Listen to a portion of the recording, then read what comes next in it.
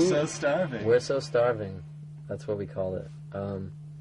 We just wanted to have a short introduction to this record, and I had some lyrics. Basically, the only lyrics in this song are, "Oh, how it's been so long. We're so sorry we've been gone. We've been busy writing songs for you," and I just wanted to put that in. Whatever the first song on the record ended up being, I had that idea. Just as kind of a fun, tongue-in-cheek way to start an album. 9 in the afternoon stayed the same. Stayed the same, yeah. Which I think's great. It makes sense for the song. First song we wrote, and it's a good title. Yeah, I mean that was the main theme that night when we wrote the song. That was the line that we just kept going back to in the song. We had other lyrics written, kind of, but that was just like the line that we were like, oh, that's funny. She's a handsome woman. I remember just walking in. We were in the studio at this time, and John was playing drums one night after everyone had left, and I was there, and I just picked up the guitar, and that guitar line's the first thing that really came to me. And then the next day, I'd written the lyrics after we went home that night. I wrote all the lyrics, and then the next day we showed it to the band and finished the song that day. So that was one of the quicker, songwriting experiences on this record. Do You Know What I'm Seeing used to be called Hollow Birds, and we wrote that over the summer in my backyard, and that was a fun night. That was a fun night. It was one of the best songwriting sessions I think we had on the record. It was just a really fun song. That Green Gentleman. That Green Gentleman. Yeah, That Green Used Gentleman. to be called Things Have Changed. We wrote that all together. We wrote the lyrics together. That was the second music together. That was the second song we wrote. Yeah. In a similar way of 9 in the Afternoon, we were all just at a rehearsal room, and we had no idea coming in. Yeah. Just kind of was one of those things. I picked up the guitar. I think John had started doing the dan on the bass. He was like boom, and then I go over to the piano. Ryan's on the guitar, and then we're just like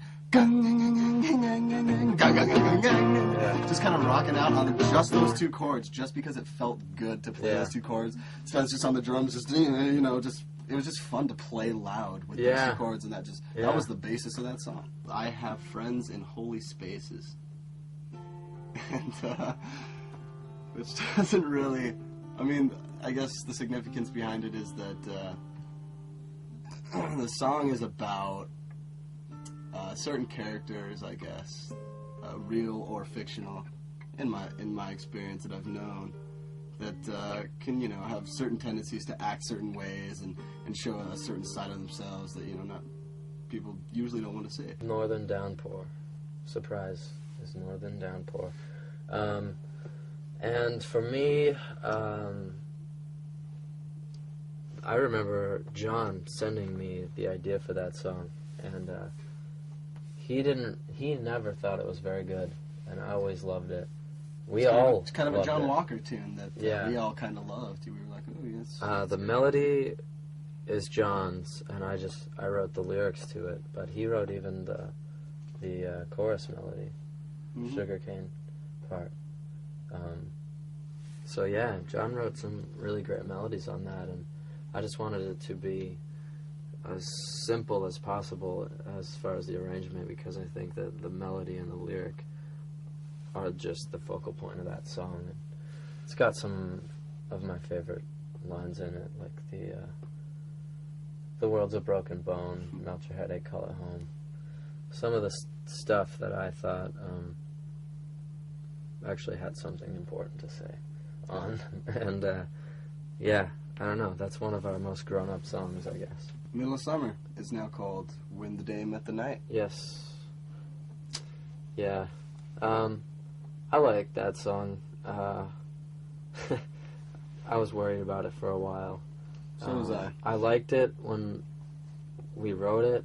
It was just very straightforward and kind of a lullaby, and I wanted to keep that charm in the final recording. And then, you know, when you get in the studio, sometimes things sound a little too good, and it took the charm away from the song. But then Peter, the glorious Peter Cobbin, came to the rescue, and as did Rob Mathis with some amazing orchestral arrangements, and turned that song into the longest song we've ever written, and also one of the most musical.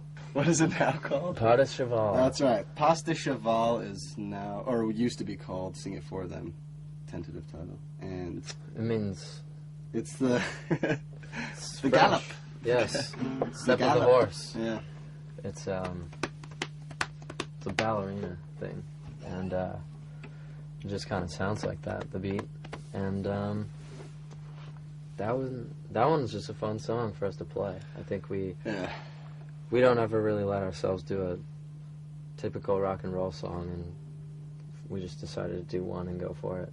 It's got a solo in it. Yeah, there's a guitar solo, and it's just a fun song. We didn't really think much about playing live when we were writing the last record, and so I think a couple of these songs, like this one, were kind of written towards, you know, having a good time with live with the in crowd. Mind, yeah. You know, having the crowd get going a little bit. So, but I like the melodies, and I think it's... I like that song a lot. The piano knows something I don't know. I had the music, kind of, I had that,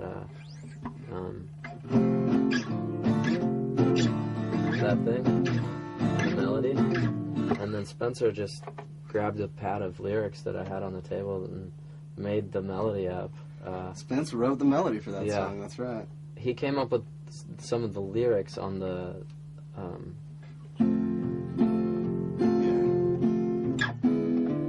Well, he was the inspiration for the kind of theme of that. He started the lyric, I won't cut my beard and I won't change my hair. So, whatever you think that means. So whatever that means. And I just really liked the melody, and so that was one of the nights where we just did not leave until it was done, because it was so bizarre from anything we'd ever done. We felt like we only knew what it was supposed to sound like that night. Behind the Sea. Well, that's just this kind of, that song is supposed to make you forget about everything real. And it is basically just all imagery, the whole song, and the sounds around it. I wanted it to just sound like the lyric did musically. So it's one of those songs where you just kind of lay down and close your eyes and you listen to it as a little story or something. And, you know, somewhere behind the sea. It's kind of an unknown. Folking around. Folking around. Used to be called Putting Out the Lantern. That was the tentative title for a while. And actually, I think the first time that I'd started writing that song, we were at Ryan's house, actually, discussing a few other songs and discussing actually, you know, track listings and stuff for the record, because most of the songs had been written. And which is weird that, you know, it was added so late. But I still had some time, so, you know, but we were all just sitting around your living room, and I don't remember how it got started. I was just holding a guitar, and everybody was just, you know, singing something or doing their own thing, having discussions, and just playing in the background, and just playing chords or whatever. And then Ryan kind of came over and, like, sat down, and he was like, oh, what are you playing? I was like, I don't know. You know, so that's how it kind of got started. And then we just had that line, putting out the lantern, find your own way back home. And that was the only line that we had. So I just kind of, you know, Louis Armstrong the melody through the chords, just, you know, zee-ba-da-bee, you know, whatever it was, and ended up with that line at each stanza, you know, as like a kind of campfire tune. And and that song was written in like 3 different stages lyrically. The thing that I like about it, and is kind of weird, is that I didn't have a lot to do with it. So when I heard it, and I heard the lyric, the first line, allow me to exaggerate a memory or two, because for first few times I heard it, I thought the lyrics were cheesy, and then I noticed that line, and then I was like, oh, that makes a lot of sense, because it's, first of all, it's called Folkin' Around, and then all the lyrics are so overly nostalgic that it's just actually a fun song, because it's really hard to do a good folk song, like one that's really moving. No, so it's not supposed to be in any way profound. It's just a tune. It's a jaunty ditty. You know what I mean? Like, it sounds like a song that an old grandpa would sing to his grandchildren before they went to sleep. Exactly. It's just a campfire tune for the grandkids. You know what I mean? If, you know, it's just a feel-good little number for the. How's it go? Yeah. She Had the World is one that I was saying that was written and then deconstructed and then rewritten, and never was one of my favorite songs, but it was something about it that I always liked, and so when we were about to record it, I'd worked on it for a couple of nights before we had to track it, and actually came up with a melody that I liked a lot more, and this little line where Rob also traces it with the orchestra, and it actually turned out to be one of the biggest departures, I guess, musically for us on the album, so it was kind of cool. You know, it's just there's no hidden meaning, it's just kind of straightforward, an unloved song, you know, in a way, but it's just pretty lighthearted, and mainly I like the melody and the orchestra behind it. From a Mountain in the Middle of the Cabins. I still really love that song, and particularly the you know, the orchestration that Rob put on was exactly the kind of stuff I had in my mind for that. It's kind of it's really nostalgic, and it's sort of a romantic sounding song in a way. It's very like that wistful. Cartoon. It's like wistful. It's like that cartoon with Mickey and Minnie from like the 30s or 40s, where they're walking on the beach with the umbrella in between the fountains and stuff, and he's like feeding her like chocolate cherries and crap. Yeah, but it's like a sadder, you know, a bit of a more. Oh, and then they die at the end of the cartoon. That's what the song is. Yeah. So it's sad. Nobody dies in this song, but that would make the cartoon sad. Yeah. Yeah. Mad as Rabbits. Title stayed the same. Yeah. For me, I had this idea about writing a song about a character that is in the calendar business, and business was bad, and so I came up with the lyrics. The lyrics took me a long time to get the finalized version of. They were kind of pieces I'd had for a couple weeks or a month or two, and then placed them all together. It reminded me of like some kind of like old session that would happen where you just don't think about it, you just kind of pick up an instrument and play it. So yeah, it was kind of a, you know, more or less jam session. Yeah. You know, but the chords were written. It was just everybody, you know, making up their own line over the chords, and we were actually playing so loud in the room that no one could even hear what anybody else was playing until we recorded it. So I still hadn't known anybody else's part the whole time we were writing this song.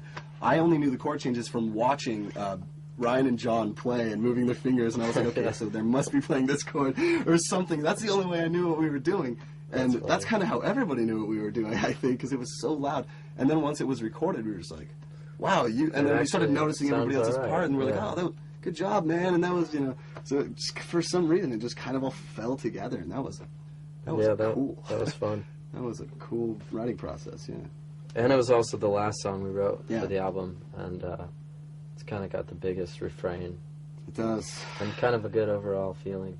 Yeah. Of the album. The last line is, we must reinvent love, and then that just kind of concludes the album.